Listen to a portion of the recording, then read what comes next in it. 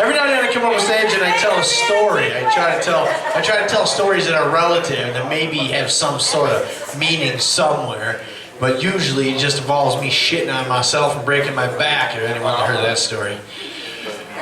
This is an experience. The funniest stories I found are the ones that are true. The ones that happen to you in real life.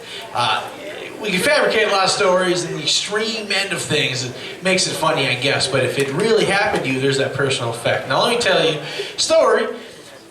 Something happened to one of my kids. We got 3 kids. We try our best not to fuck them up too bad with all the naked people and glitter in the house. So after our shows, the next morning, everyone gets together and we go out to breakfast somewhere local. Well, one of those mornings we went out, I think it was Golden Corral, we call it the Golden Latrine. We don't go there anymore because I ended up, and our head of security both ended up with food poisoning, okay? So all day Sunday, I'm tired from the show all weekend, our whole crew's exhausted, Ellie Mae's tired, we got the kids, they got places to be, their friends want to come over, so we're still trying to be parents. Well, I am rolling around on the couch. I can't move. And I don't throw up and I don't shit, but I feel like I have to do both. And it is the worst pain I've ever had in my life. And I feel like I turn into a 2-year-old when things like that happen. If I get sick or get a cold, or if I have something like food poisoning, I become inoperable. Okay? Oh, woe is me. Nobody has it worse than this guy. Nobody can understand the pain that I'm going through. I'm all alone in this world, in this universe. Leave me alone. Don't touch me or talk to me. Ooh, I'm laying on the couch all day. Ooh. Should be doing things like mowing the lawn. Ellie Mae's doing the dishes and the laundry and hauling the kids everywhere. She's like, "You want to help make dinner?" And I'm like, I just can't. I just can't. Well, it didn't go away. Pain didn't go away. We went to bed that night, put the kids to bed. Well, the kids had spent all weekend at various friends' houses, as they do on our show weekends. So my middle kid, his name was Julian, he came back. He was sick too. He didn't have food poisoning. We had some kind of flu or some kind of bug. He wasn't feeling well, and he's got ADD like a motherfucker. So the fact that he went to bed at like 8 is unheard of, because usually he's bouncing off the walls at about 10:30, and I have to give him brandy to calm the fuck down. So he's like, "I don't feel good, I'm gonna go to bed." And I was like, "What the fuck?" Okay. Normally this is an opportunity for a little mommy daddy time. But that's not gonna happen because I feel like a beached whale. I'm laying on the couch. It is 12:30 at night because I keep rolling around in bed and I don't want to keep Ellie Mae. I'm laying on the couch thinking to myself, I am in the most pain of anyone in the world. Nobody right now in any capacity could feel as bad as I do. Oh. And the funny thing about feeling like that, and the funny thing about life, is everything that you do in life is based on your perspective, right? My perspective was that I was the most desperate motherfucker on the planet. And as soon as I thought that, I heard somebody go down the stairs, the gate opens and closes, runs into the bathroom, and somebody is calling dinosaurs in the bathroom. And I'm like, oh shit. So I roll my fat ass off the couch and I move around the dog. I thought it was Ellie Mae. I thought she had gotten sick too. So I didn't knock, I just opened the door. And I opened the door, and when I open the door, I'm gonna do my best to explain what I saw.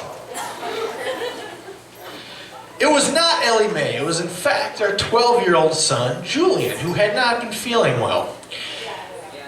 And he woke up because he had to shit. He said he had to shit. When he sat down to shit, a number of things happened. One, I opened the door, scared the living fuck out of him. Two, when he went to push to shit, it synchronized directly with his need to vomit in a projectile fashion. So as I opened the door, thinking it's Ellie Mae and there's nothing that we've not seen of each other. I'm like, yeah, oh! And he, because he was one of the best kids in the whole world, he didn't want to make a mess. When he went to shit and then he felt he had to throw up, he went to lean over into the tub. Now let me see if I can illustrate this for you. This is the shitter. This is the tub. This is the heat vent. Here's the door. So here sits the 12-year-old with no clothes on and weighs about 63 pounds. He goes, and he shits all across the wall, shits down the heat register, and he's puking into the tub. And then I open the door and he's like,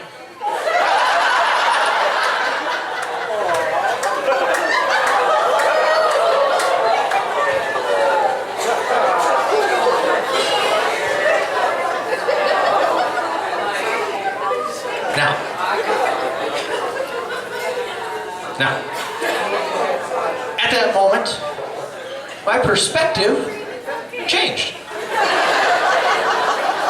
No longer was my perspective that I was in the most pain and I was the worst off person on this planet because I had all my clothes on.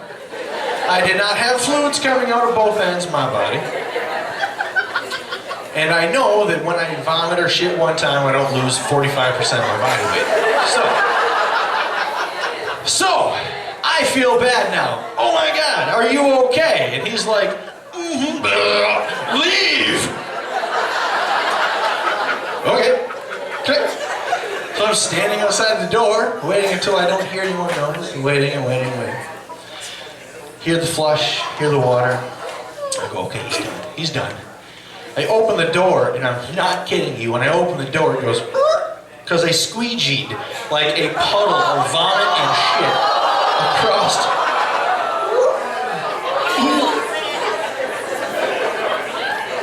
I said, do you need a bowl? Do you want to go lay on the couch? You don't need to go back upstairs. He goes, yeah, I think I'm going to lay on the couch. So I give him a big Tupperware. I set him to the couch. I go back to the bathroom. My perspective changed again. Because who has to clean up the shit puke pile, which is bad enough on its own? Have you ever taken a heat register off a wall at 2 o'clock in the morning and gone elbow deep in that bitch trying to get the shit streaks that are running down it? It's dusty. Okay? The dust soaks up a lot of the poop juice. Public service, you're welcome. Alright, so now, what I just did is I told you a story, and that makes it relative. You guys laughed. There is cause and effect. My point to this story is perspectives change. Perspectives change how your day is going. Perspectives change how your week and your life are going. There are other situations in life, and every single one of you has been in it, where you're going to have a bad day, or you're going to have a good day. Some of you have a lot of bad days. Some people in this room have self-harmed, that felt like they couldn't come out to with their sexuality. There are people in this room that have felt like they can't talk to anyone or they have nowhere to go. That's all based on perspective. Any one of you could come up to me and say, I have no one to talk to, and I'm going to say to you, talk to me. Appreciate that. I will talk to you with my shirt on. That's how that's going to happen. That doesn't mean much if you don't allow your perspective to change. Alright? Years and years ago, I tried taking my own life. My perspective at the time was exactly that. I had nowhere to go. I had no one to talk to and no one cared. And I couldn't have been more wrong. My perspective now is much different. We have a family. I have my own family. We have kids. I'm wiping up shit from my kid, thinking that it's gross, realizing, in fact, this situation never exists without those kids. And I would die for those kids. I would die without those kids. Where I'm going with this is your perspective will change. Things will always get better. It's not always going to be bad. This next performer was at a very, very, very bad spot in her life for a long time. Music is something that changes her perspective.